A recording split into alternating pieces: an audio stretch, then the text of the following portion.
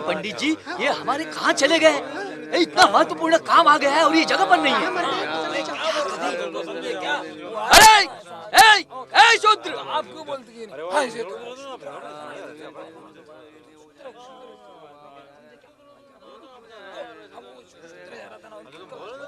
शूद्र, मेरी प्रदक्षिणा किए बिना और वंदना किए बिना तू जा रहा था?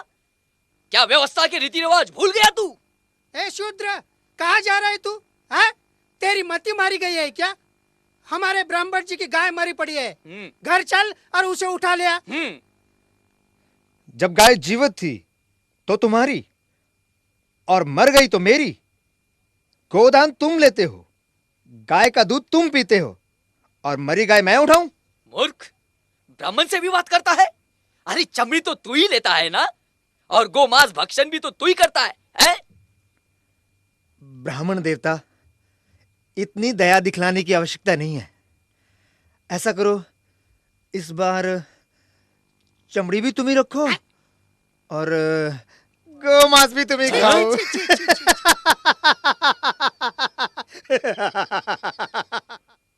उस शूद्र का इतना दुस्साहस कि ब्राह्मण की आज्ञा की अवहेलना करे। मैं उसे नष्ट कर दूंगा। उसे बाद में नष्ट कीजिएगा, पहले इस पशु को तो हटाइए। क्या अनर्थ बोल रही हो तुम? ब्राह्मण होकर मैं चमड़ी को हाथ लगाऊं? अजी, दान भी तो इसी हाथ से लेते हैं आप। पंडिताइन, क्रोधित क्यों होते हैं? क्रोध करना है तो उन शूद्रों पर कीजिए, शूद्रों पर जिनकी अचानक मति मारी गई है। वो सब विश्राम करेंगे और हम सब कार्य करेंगे। हाँ।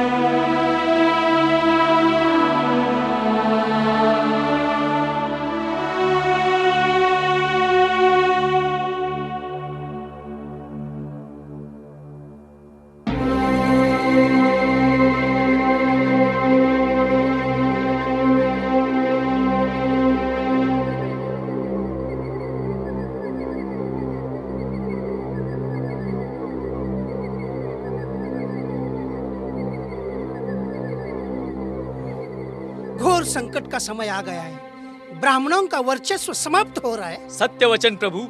सूर सुरा सुंदरी क्या दीन थे, अब तो सब कुछ एक स्वप्न सा प्रतीत हो रहा है। पहले हम इन शूद्रों को अपने से दूर रखा करते थे, लेकिन अब वही हमसे दूर रहने लगे। शूद्र हमारी सेवा करते थे, आजकल वो अपने स्वयं के काम काज करने लगे हैं। अध्ययन कर रहे हैं वो लोग। भाषा और ज्ञान जिसका हमें पैतृक अधिकार था, उसे भी ये शूद्र छीन ले जाएंगे। इतना ही नहीं, वर्ण व्यवस्था समाप्त करने के लिए वे गोष्ठियां भी कर रहे हैं। वैदिक धर्म की वर्ण व्यवस्था पर गौतम बुद्ध ने कुठाराघात किया है।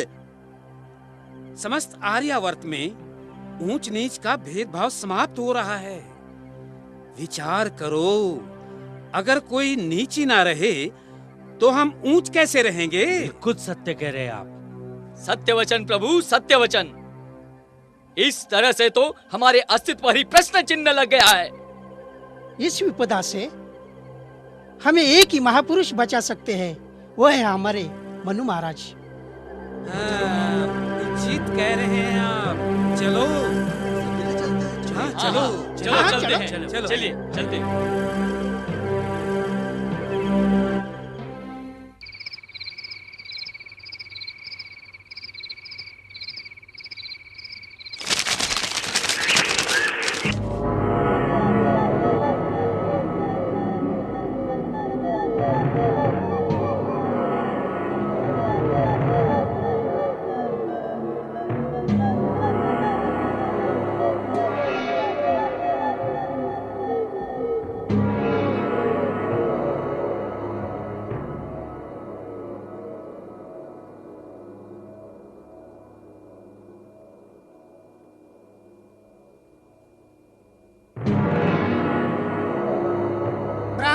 कुलोत्पन्न वेद शास्त्र पारंगत महामुनि मनु महाराज, अब लोगों ने हमारा आदर करना छोड़ दिया है। महाराज, हमारे आदेशों की अवहेलना करने लगे हैं ये लोग। शूद्र तो हमारे सामने गर्व से तनकर चलते हैं। हमारे जीवन यापन का कोई साधन नहीं रहा, कोई दान दक्षिणा नहीं देता। भूखों मरने का समय आ गया है। हमारे वैदिक धर्म का किसी को भय ही नहीं रहा महाराज। बुद्ध के इस धर्म से हमारा विनाश हो रहा है महाराज, विनाश। हमारा और आपका वर्चस्व समाप्त हो जाएगा। ब्राह्मण धर्म, वेद शास्त्र और पवित्र पुराण प्रभावहीन हो जाएंगे महाराज। वेदों को मिथ्या समझने वाले ब्राह्मण धर्म के शत्रुओं, ब्राह्मण जाति के श्रेष्ठत्व को स्थायी रखने के लिए मैं ऐसे दंड विधान की रचना करूंगा कि कोई भी ब्राह्मण के सम्मुख शीश उठाकर चलने का दुस्साहस नहीं करेगा। मैं मनु वेदों को प्रमाण मानकर ऋषि परंपरा के वचनों को नियमबद्ध करता हूं।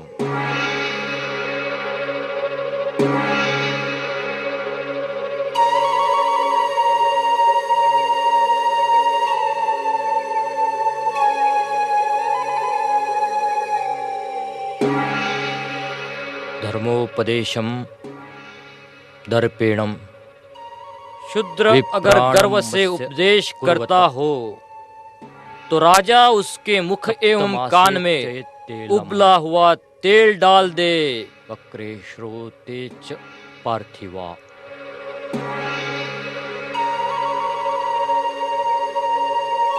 केनचिद अंगेन।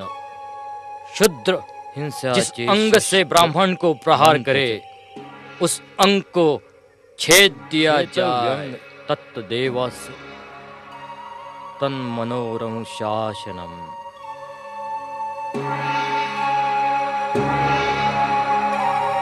पाणी मुद्देम दंड। ब्राह्मण को मारने हेतु वो अगर हाथ या लकड़ी उठाता है तो उसका हाथ तोड़ना उचित। ग्रह गोपात। क्रोध से पाव का प्रहार करता हो तो उसका पाव काटना योग्य है। ब्राह्मण के साथ आसन पर शूद्र बैठना चाहे तो उसके कमर पे तप्त लोहे से चिन्ह करे तथा राज्य के बाहर निकाल दे, अथवा वह न मरे इस हिसाब से उसका कुल्हा काटे। गर्व से थूक कर ब्राह्मण का जो शूद्र अपमान करे उसके दोनों होठ राजा काट दे। उसके सामने अगर मूत्रोत्सर्ग कर अपमानित करता है तो उसका शिश्न काट दे, और उसके सन्मुख पातता है तो गुदा काट दे।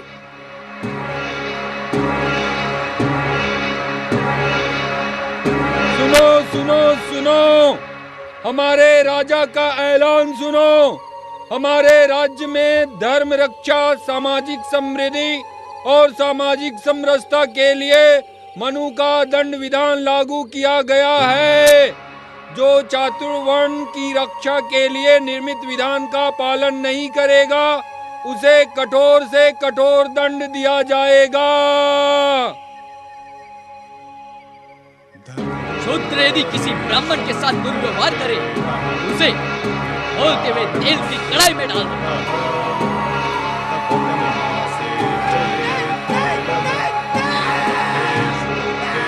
यदि शूद्र ने ब्राह्मण की ओर देखने की दुष्टता की तो उसकी आंखें फोड़ दो।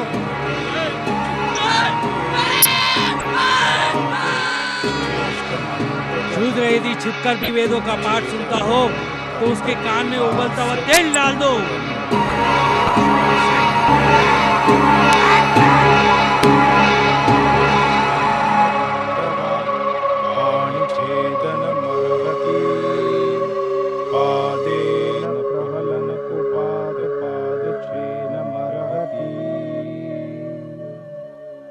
अवनिष्ठीवतो दर्पाद्वावोष्ठी छेदये नृपः अवमुत्रयतो मे।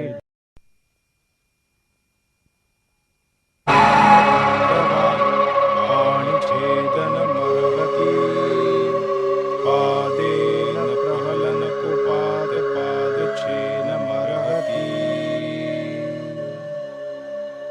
उपनिष्ठीवतो दर्पाद्द्वावोष्ठी छेदये नृपः अवमुत्रयतो मेढ्रमवशर्धयतो गुदम्